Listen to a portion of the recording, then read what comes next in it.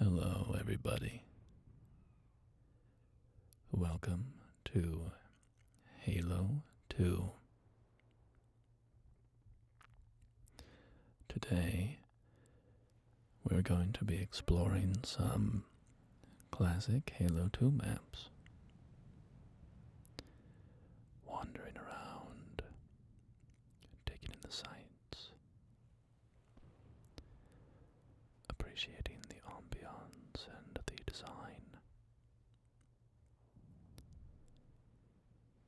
And this is a very classic map, Zanzibar.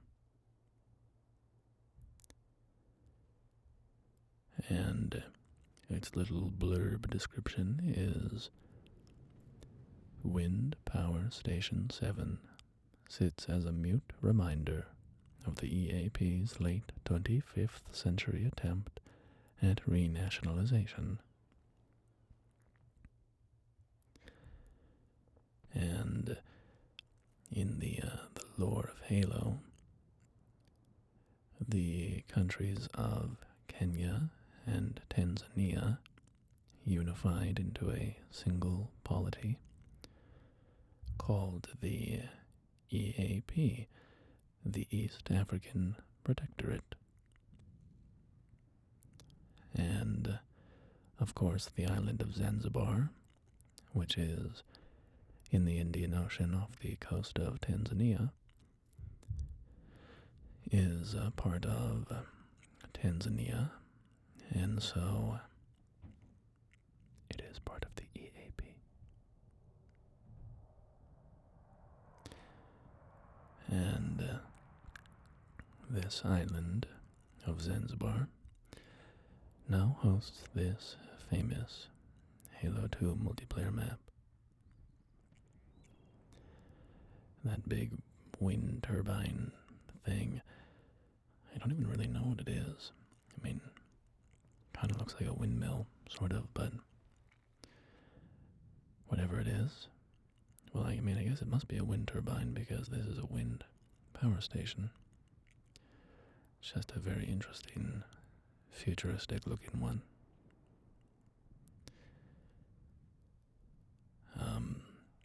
This map was remade as Last Resort in Halo 3.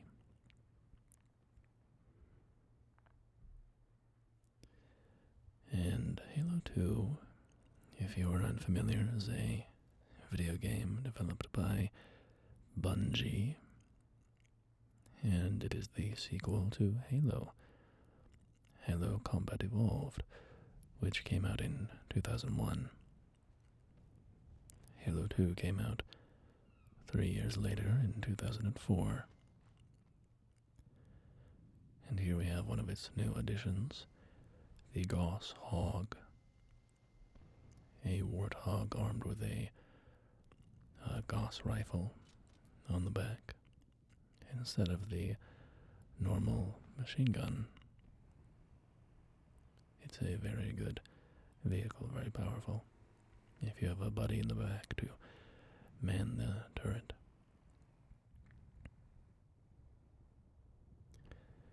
There's the Indian Ocean out there. And let's go ahead and enter the power station complex.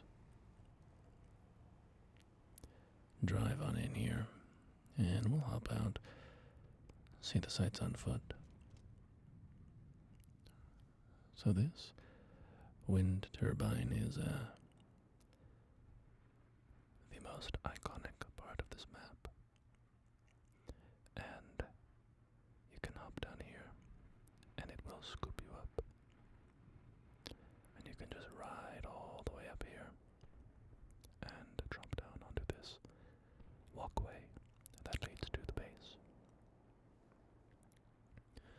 But of course, there's more to be found on this turbine, because if you wait for one of these little divots to spin around, you can hop in and get this energy sword, which is another addition in Halo In Halo Combat Evolved, of course, there were energy swords, but they were only wielded by special elite enemies, and you couldn't use them yourself. And they are a very powerful weapon, capable of insta-killing most opponents.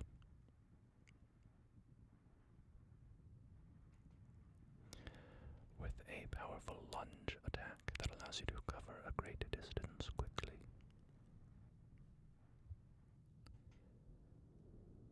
So now we can enter the base here, the power station proper. It's got some damage here. And here we have a little warning sign. And these big electrical things, pylons, I don't know what they are exactly. And you can press this button and open the gate. Of course, once you open the gate, you cannot close it, as you get a blue screen error message that says, "Whack. A total FU exception has occurred at your location. All system functionality will be terminated. Press any key to power cycle the system. If system does not restart, scream at the top of lungs and pound on keypad. If you need to talk to a programmer, press any key." So of course that screen is a little reference to the blue screen of death on Windows operating systems, which indicated a system crash.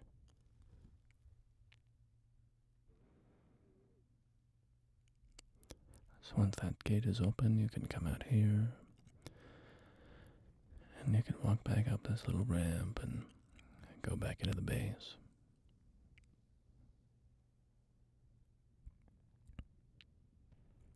And out here, if you start making your way down this path, of course there's the windmill in the center, and over here you have Camp Froman, a little sniper roost, and a little rock wall that climbs up here. It is kind of dead ends.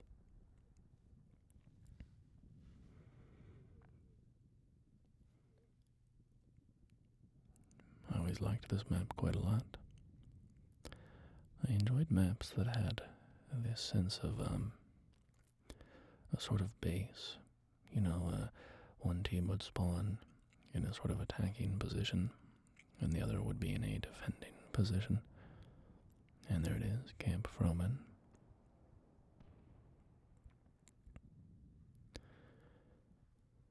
This returns, Camp Froman sign, this sign returns in the Halo 3 remake. And we have some power coils here, and the geometry is a little clunky, isn't it?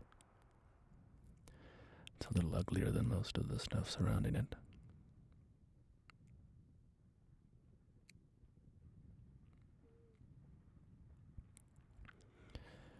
And so this map has all sorts of little routes to cross through that big wall, and then once you're inside, you know, there's the multiple kind of approaches. You can go straight towards the windmill, you can go left towards Camp Froman, or you can come to the right here and up into this little tower by the windmill.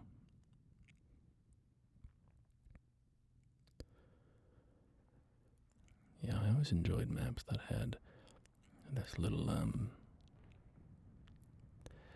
asymmetric map design, heavily asymmetric map design, where you have this defender-attacker sort of dynamic going on. Eye and ear protection signs. And if you come over here, you can break this little lock-in mechanism with a couple punches or a grenade or something. And there it goes. It falls down, and now you have a little bridge that leads you into the center of the windmill. It also provides a nice view out over the wall, back towards the ocean.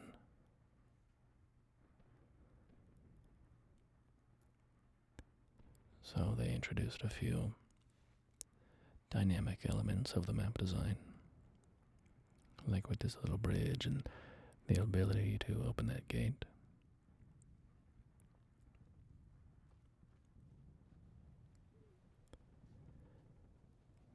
Yeah, the asymmetric map design I always found a little more interesting, a little more fun to play in.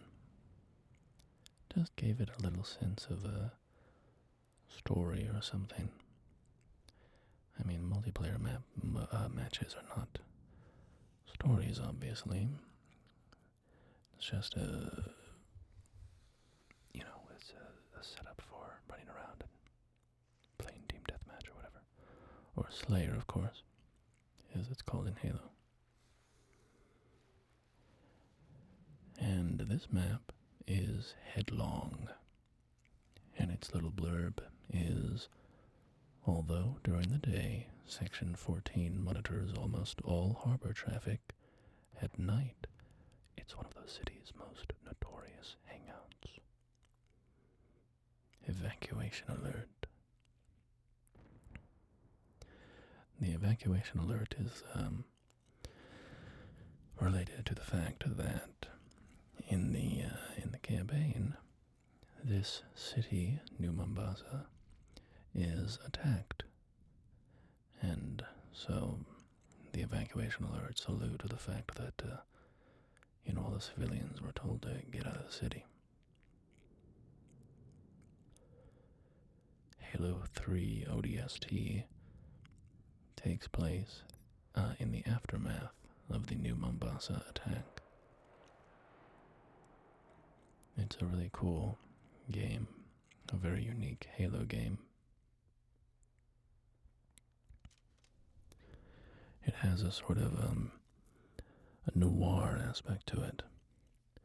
You're uncovering a mystery, and the Marty O'Donnell soundtrack. Marty is one of the composers for Halo music, and oh no, I feel bad. There's another major composer for the Halo games that's slipping my mind right now. But Marty O'Donnell is one of two major composers for Halo. In my knowledge of the development, anyways, there's probably more, maybe more. I don't know. At least for the original games. So, Halo 3 ODST has kind of a jazzy soundtrack to match the noir mystery vibes. It's a good game. Sort of slightly experimental, I suppose. Or just a little different from what Bungie normally did with their Halo games. And here we have a little image of a hippo and part of the solution written on the building under construction there. We have a little teleporter, an overshield over there,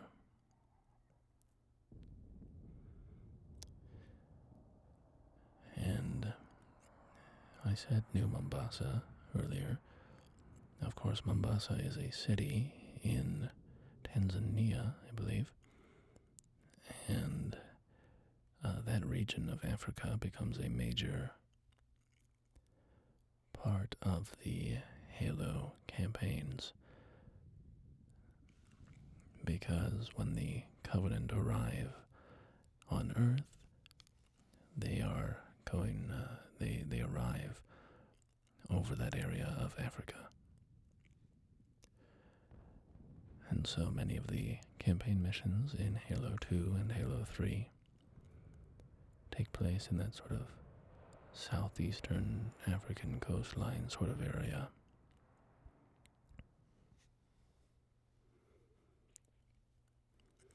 One of the cool things about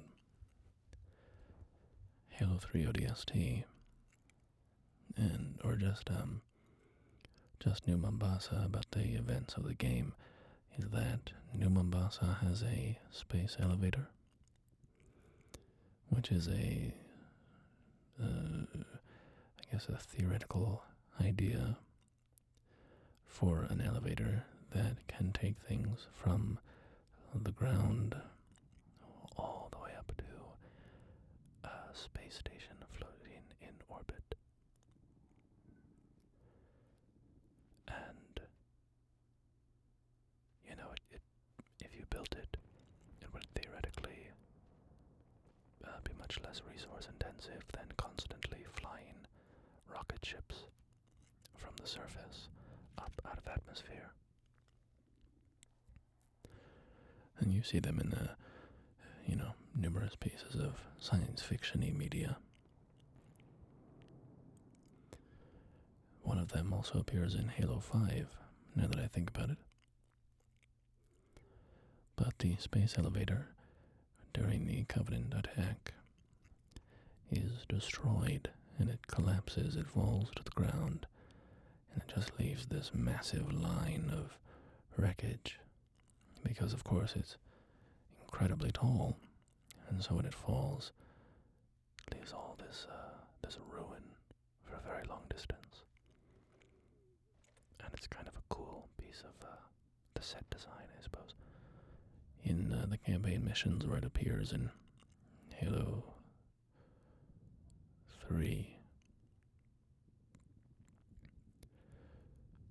Am I losing my mind? Right, it's Halo 3. That's like Savo Highway. I think you're driving past pieces of the New Mombasa space elevator. Is that right? I think so. When you're on your way to Voy. I might be getting things a little mixed up. I don't think so. I think that's right. My my Halo knowledge is solid. It's all right. I really liked Halo when I was growing up. But one of my best friends when I was younger, and still one of my best friends today, he was a real Halo head. I mean, I thought I liked Halo, but he was a true Halo lover. And he was a Halo trivia fiend. He knew all the names of...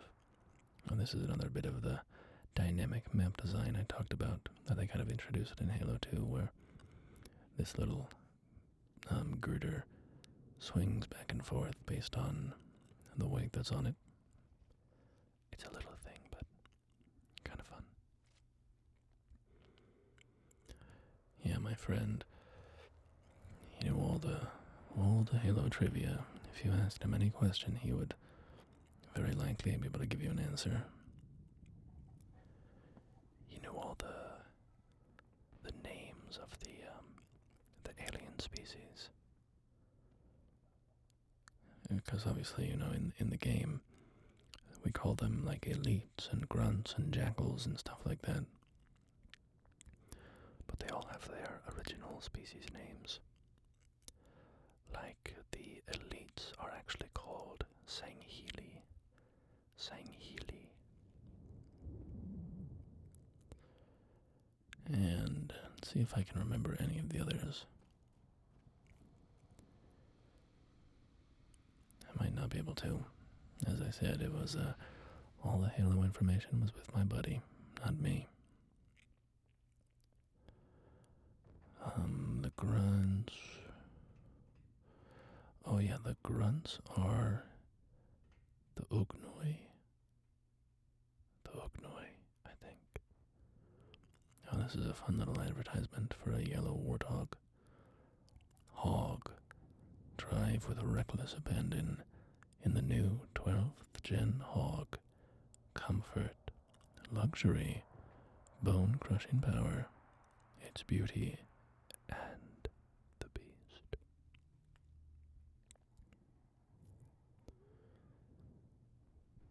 The Ugnoi, the Ugnoi, the Ugnoi, that sounds right. But I'm also second-guessing myself because I know there's a Star Wars alien called an Ugnaught.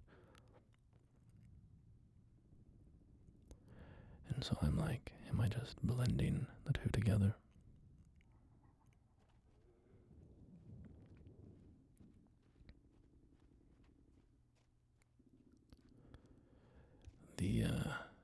The hunters, which are like these worm colony aliens, they've got some crazy name. It's like an M, Mykolomos or something. I don't know. My Halo trivia is a little rusty. I used to be a little more on top of it. So here we have Gemini with a nice little statue of the Prophet of Truth. And the blurb for this one is, "This sanctuary now rings with the sound of combat. The end of the ancient duality of the Covenant is truly at hand."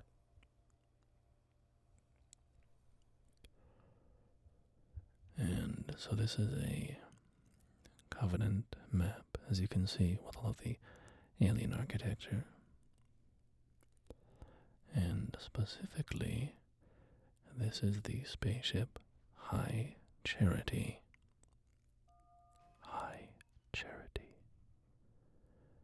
The capital of the Covenant Society. And you might be thinking, how can a spaceship be a capital? Well, take a look at this. All that down there is a massive city. And this spaceship houses billions of aliens.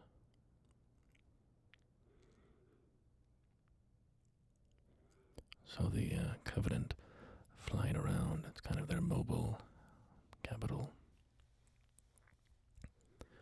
And there in the center of the city is the Forerunner Dreadnought, which is a spaceship designed by the Forerunners, which are a long-lost ancient alien race, who kind of laid the foundations for the events of the Halo games. Their influence hangs very heavy over everything that happens. And that Forerunner Dreadnought ends up being a key part of Halo 3.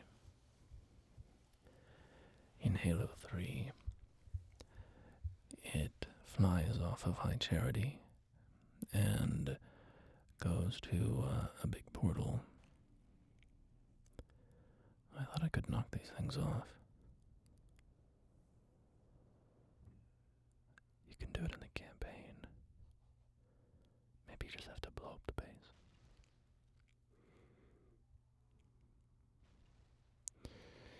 Okay, well, apparently not. Maybe if you hit a rocket into that thing or something, it'll push it off, I don't know. But yeah, the Forerunner Dreadnought goes to Earth, and it ends up being a key that opens up a portal. And the portal leads to the Ark, which is a... hop up here onto Truth's head.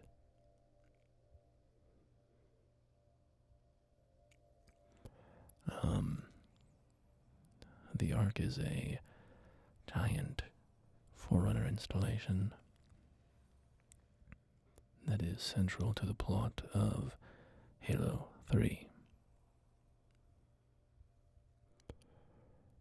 And case you don't know the story of the Halo games, these Forerunners built a series of rings, giant planet-sized rings, ring worlds, and their purpose was to annihilate all life in the galaxy. And the reason that they designed these was because there is an alien species called the Flood. It's an alien parasite that takes over living flesh and conjoins it into a hive mind monstrosity. So the Forerunners, in an attempt to defeat the Flood, built these rings that would destroy all life, so that there would be no living flesh for the Flood to consume and live on.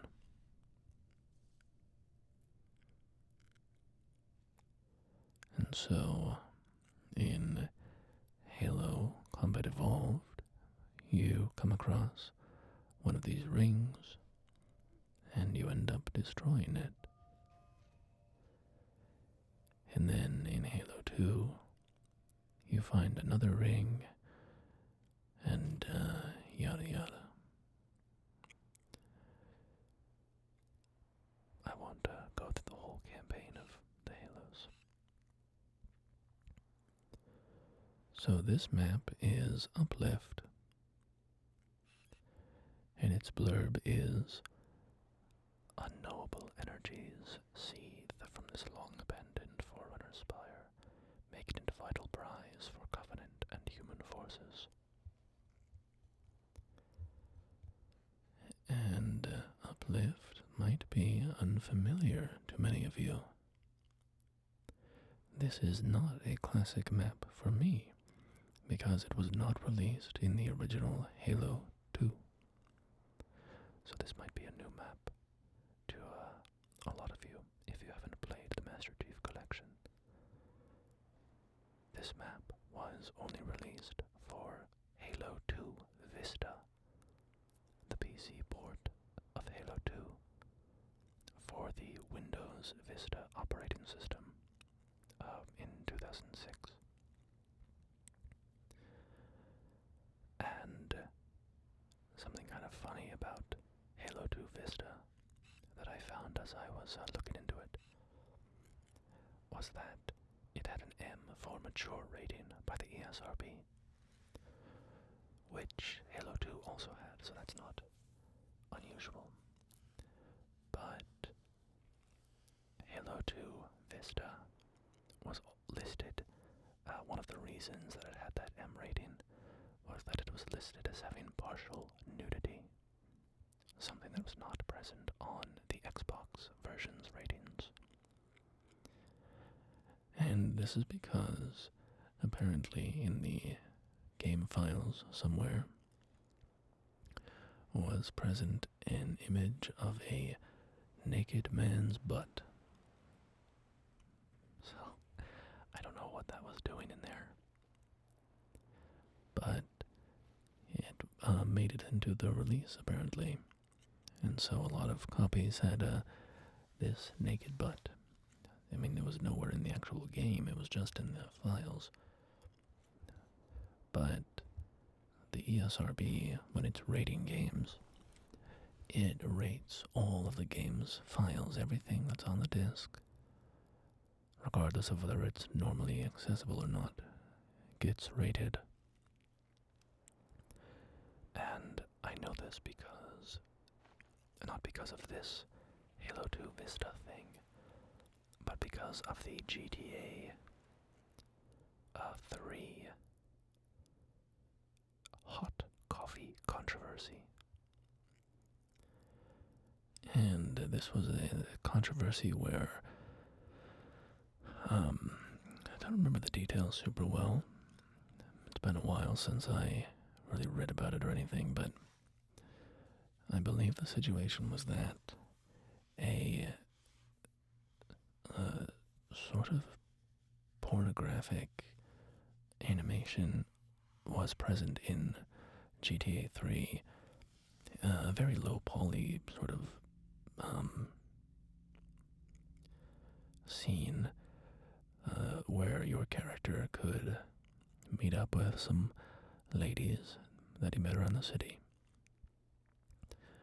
And it was nudity. And now, hot coffee was not actually in the game. Nobody could access it through normal play. It was not a a feature of the game, really. But it was in the game files. And eventually it was discovered and caused a whole hubbub, a whole furor around nudity being, present in a game that was sold without that rating attached to it.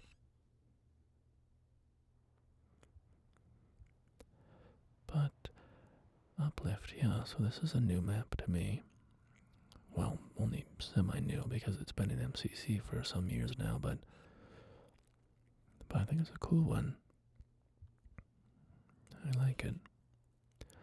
It's pretty open overall, sort of taking place in this big beachy area, but it has lots of cover, and I like how it has this central feature of the long bridge leading out to the little power station thing, whatever that is.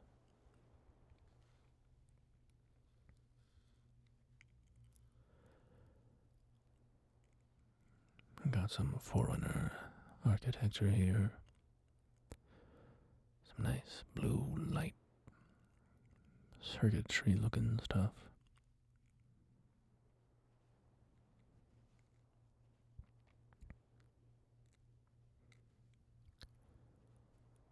And wandering around this map, it's looks like a very nice beach. I like the look of it. Here we've got a little shaded area in case you get too hot, but imagine you come out here with your beach towels, some nice cold beverages in an ice box,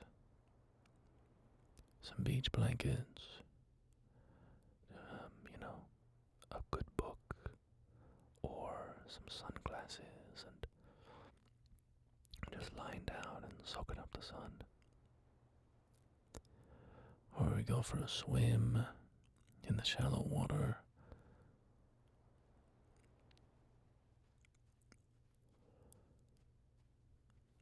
Sounds like a pretty nice day to me. What do you say? Do you want to go hang out on the Halo 2 beach?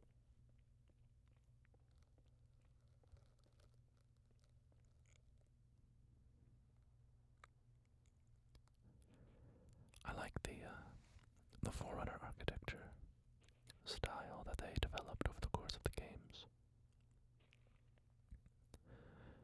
It has a couple of variants. There's sort of this metallic, mechanical, carved look. And there's also areas that look kind of like stone, almost built by an ancient culture, rather than a technologically advanced society. So this one is the more sci-fi looking style.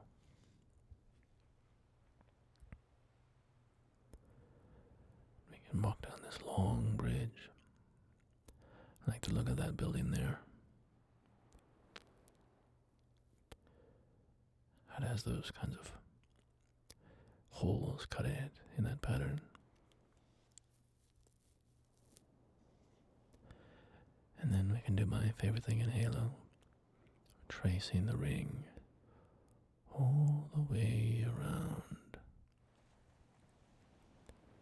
As I said in my first Halo video, this was always something I found so magical about the Halo games when I was little. was being able to just look at the ring and follow its progress all through the sky, all the way from one horizon up and around to the other.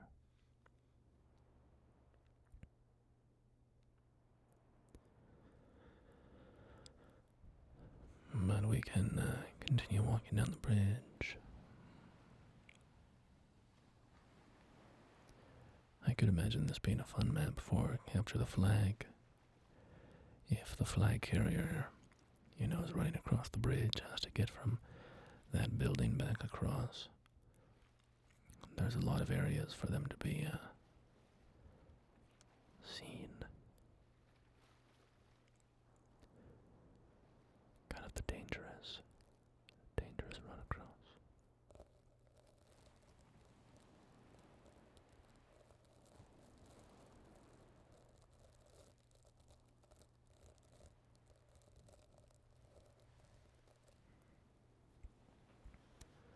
I do some mic rubbing.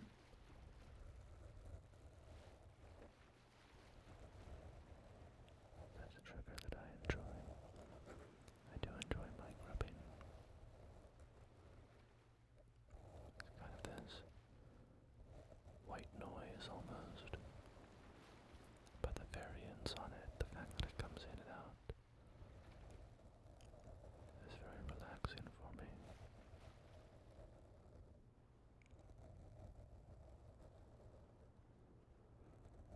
We can just sit here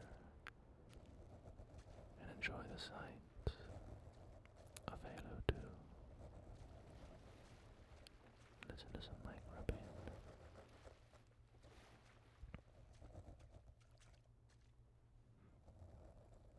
Feel nice and calm.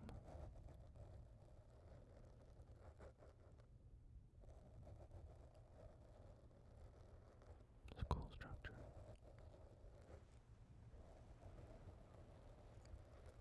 So when you circle around behind it, you've got some vehicles. Or at least one warthog here.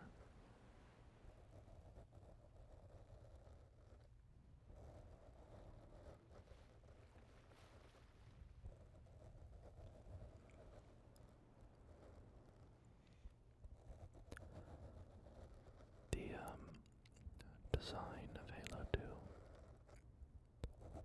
is pretty cool.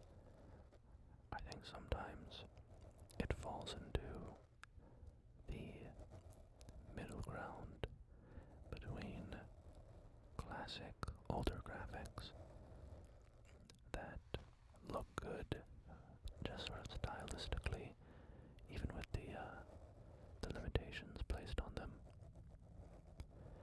and more modern, realistic or semi-realistic graphics that are highly detailed and very nice in a sort of modern way. Sometimes I think Halo 2, I think it's a very gorgeous game overall, but sometimes I think it doesn't quite have enough technical finesse for it to be a sort of modern, beautiful game. And it's also not old enough in its style. And I'll just drop in here. It's also not old enough in its style to have that kind of classic look to it. And here we have Coagulation.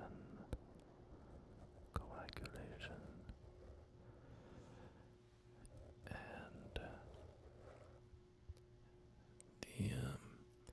the blurb for Coagulation is: recent excavations have failed to shed light on the true purpose of the outposts in this bloody gulch. And so, of course, this is a remake of Blood Gulch. And Blood Gulch is a very famous Halo map. Maybe the most iconic of Halo maps because of how many times it's been remade. course, it was the setting for the Red vs. Blue Machinima series by Rooster Teeth. So this is a remake, and it is called Coagulation, which is a reference to, Blood Gulch. Blood coagulates. And they've added some new stuff. I like the interiors of Banshees. I like the Banshee design overall, really. It's kind of cool how you, climb into it and you're half hanging out. It's sort of this science fiction hang glider sort of device. It's kind of cool.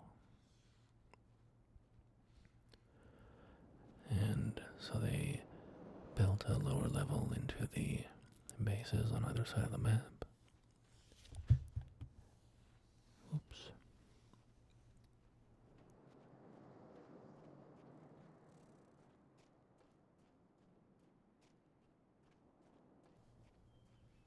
And there's a lot more rocks and stuff. There are fewer trees. And also the trees are different. But also this isn't even really, well, it's funny. It's not, I don't know if this is supposed to be Installation 04 or Installation 05. Because, and by the way, if you're not a nerd, Installation 04 is the ring from the original Halo, and Installation 05 is the ring from Halo 2. But it looks like Installation 04 because it's got Threshold in the sky, the big gas giant. But I don't know if that's what it's actually supposed to be, or if that's just kind of a reference to Halo C, or what the deal is there.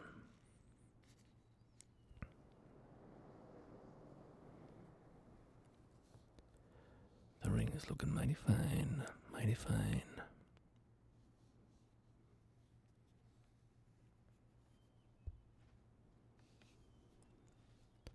So we'll keep walking down this way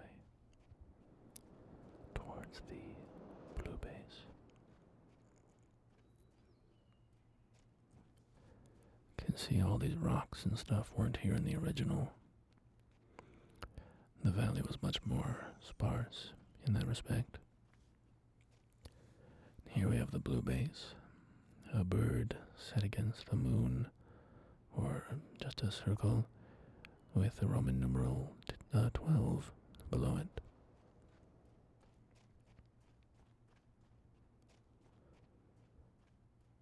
And we can come up here. And just like the other base, there is now another level with a Banshee in it. For if you want to go down there and hop in a Banshee and fly around.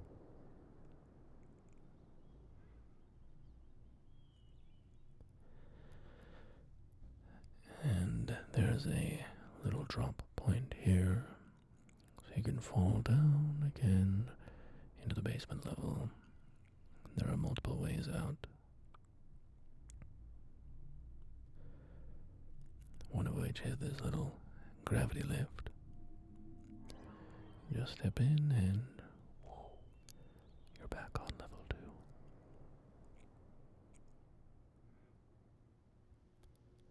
You can walk on out.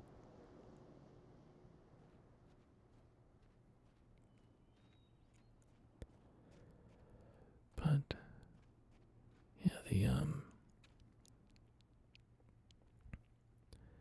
yeah, the aesthetics of Halo 2, as I said, I do think it's a good looking game, but it does fall a little bit into that awkward area,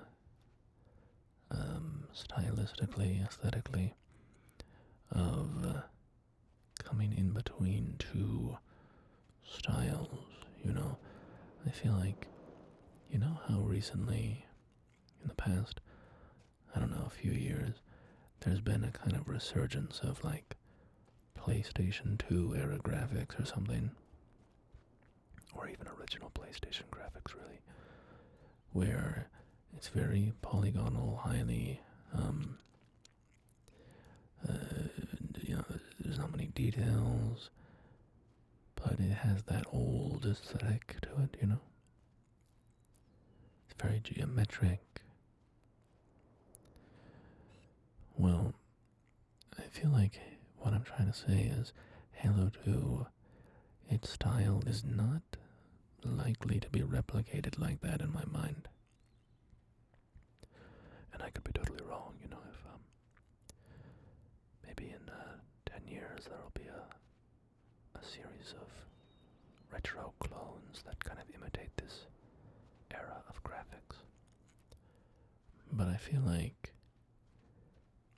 it doesn't have a strong enough aesthetic on its own to support that return to its styles, you know. The PlayStation 1 graphics are so blocky and so distinct but complete in their own way, whereas, you know, once you get into a game like this, the graphics start to feel like modern graphics, like they're trying to be modern graphics, they just don't have the technology for it yet, right? And I wonder if developers are ever going to want to go back to that, if there's enough aesthetic interest in that idea of, well, they're just kind of doing what we're doing today, but not as well. This is a nice cave. I love the light reflecting on the rock ceiling.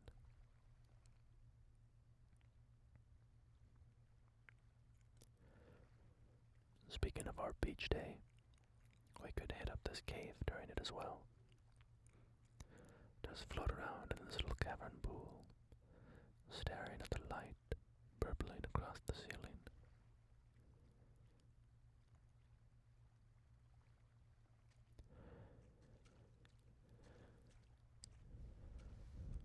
But I don't know. Of course, you know, I can't predict the future. Maybe this style will come back in vogue at some point. Like this little hole in the ceiling.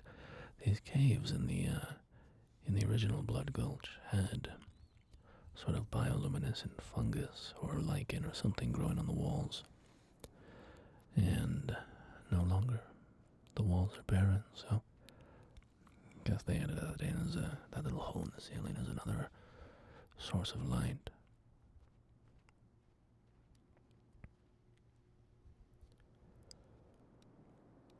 But yeah, this still has the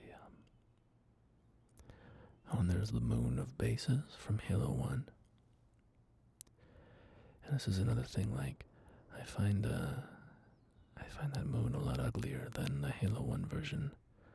And same with Threshold. Sorry, not uglier, I shouldn't say ugly. It's not an ugly asset. But in Halo CE, the celestial objects were so bright and detailed and very interesting to look at. And here they just look a little washed out and, I mean, probably more realistic, maybe, I don't know, but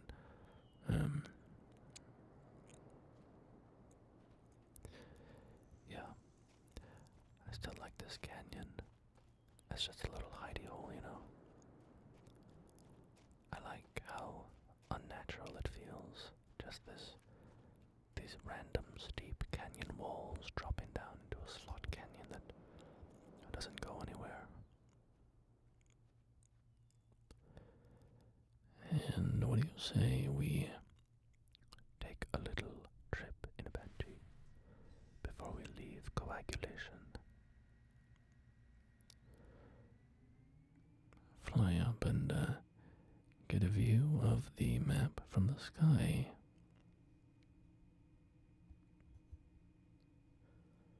And there's a little sniper post up here, actually, that we'll go land at.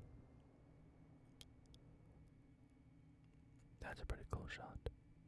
The ring and the planet.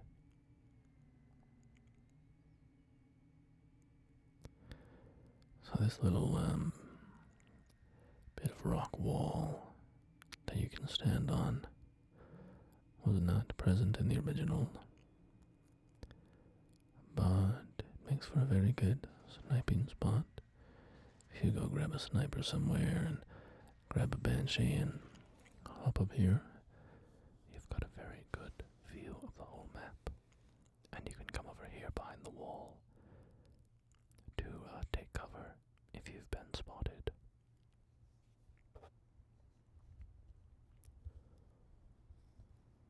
One thing about the sniper rifle in Halo is that it leaves a long trail.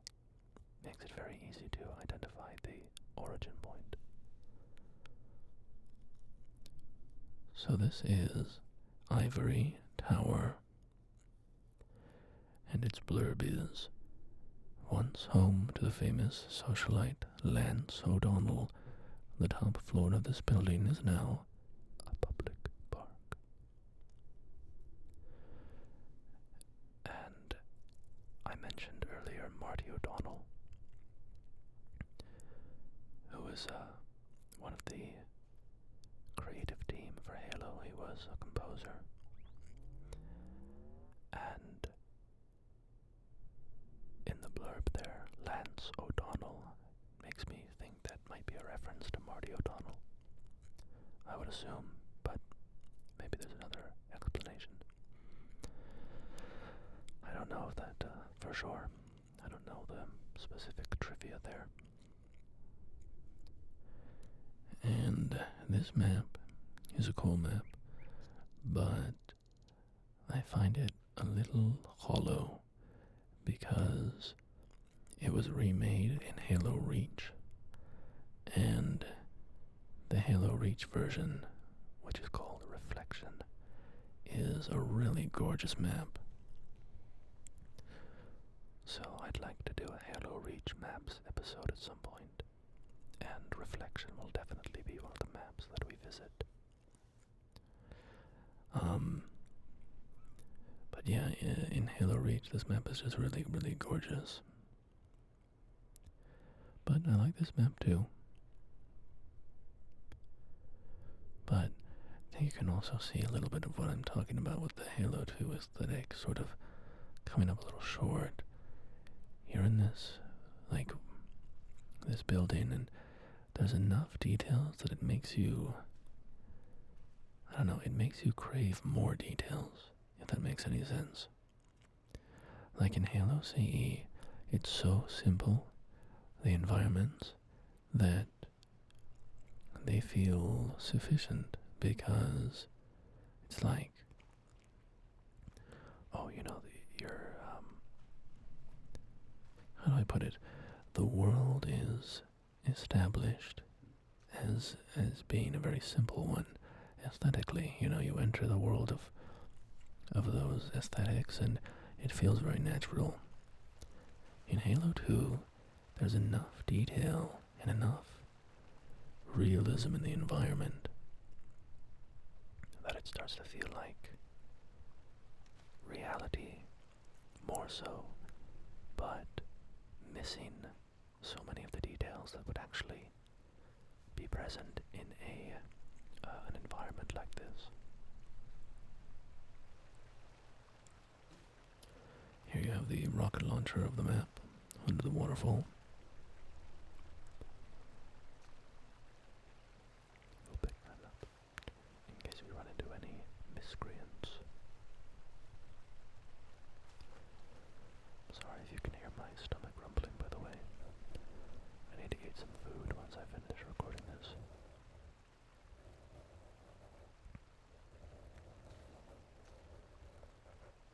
And so, I don't know if this was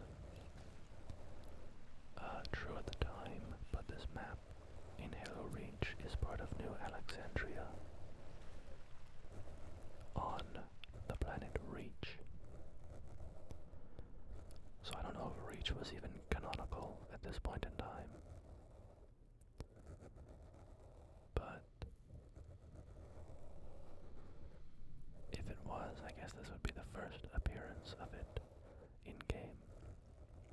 That we're actually on Reach.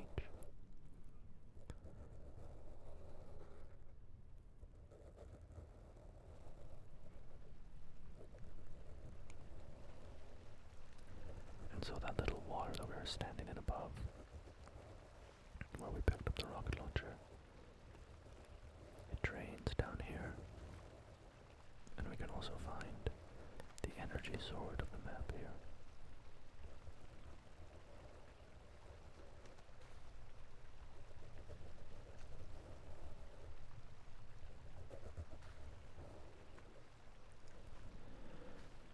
And when we come down here into the bowels of the map,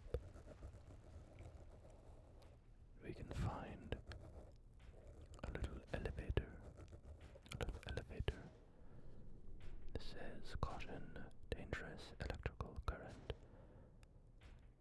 Hour, something, I can't read that. Too blurry.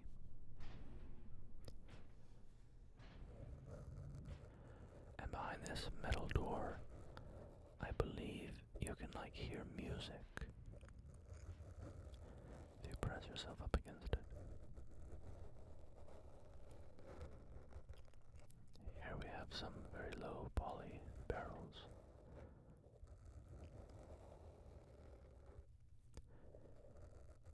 Halo 2 though is my favorite Halo campaign. I just found the story in it to be so wonderful, and playing as the Arbiter and getting to see inside the Covenant and that whole story, it's very exciting, very fascinating. I really enjoyed this campaign, and there's some very cool missions. And of course, it's got that great moment with the Grave Mind and the Arbiter and Master Chief all meeting up.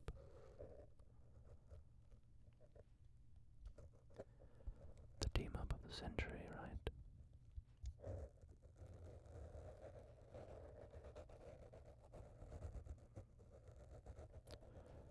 This one is machine and nerve, and has its mind concluded. This one is but flesh and faith, and is the more deluded.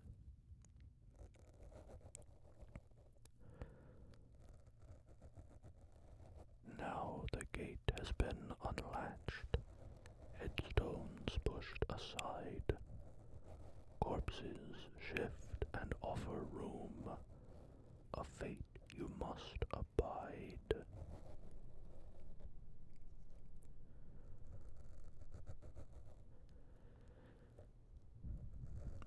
Those are just some lines that I remember from the Grave Mind, who is a sort of hive mind leader of the Flood.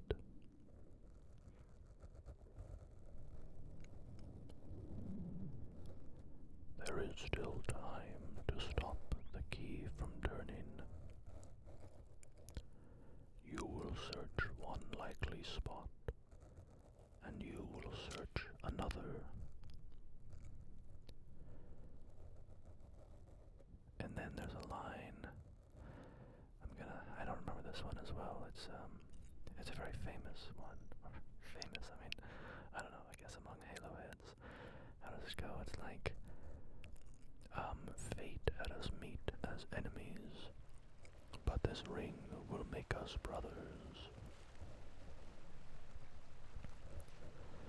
Then you've got the Arbiter. Very cool character. Kill me or release me, parasite, but do not waste my time with talk. Kill me or release me, parasite, but do not waste my time with talk.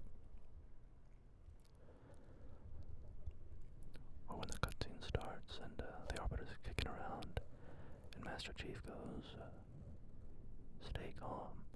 I'd rather not piss this thing off.